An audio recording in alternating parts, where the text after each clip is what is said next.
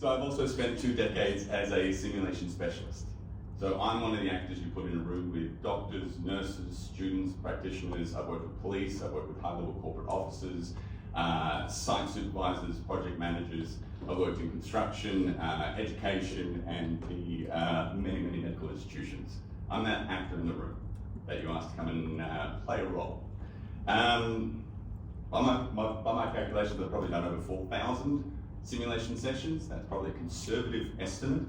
Over the last 2 years, I've had an interesting transition where I've got a job inhabiting computer avatars.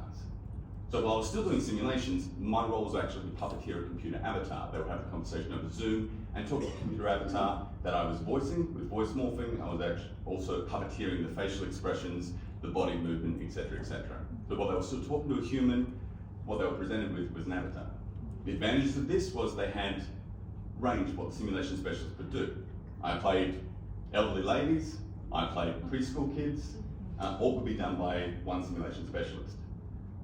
I could also perform 3 to 5 characters at once.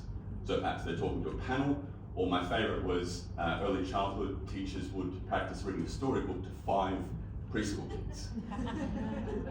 Pay no attention to the giant middle-aged ginger-bearded man on the other side, pretending to be 5 children at once on the internet. But this was a fascinating insight into how people would interact with a computer avatar. A lot of the times it was very strange at first, but then because it was a conversation, they would drop into it. They would suspend their disbelief and engage in the conversation that they needed to have. 75% of the time, whether it was reading a storybook or practicing gaining consent or a manager practicing talking to an employee, it was how good it was just to step through the conversation, to go through the process of doing the things that I learned and putting it into practice in a live conversation where I've got to problem solve and critical think and have the answers.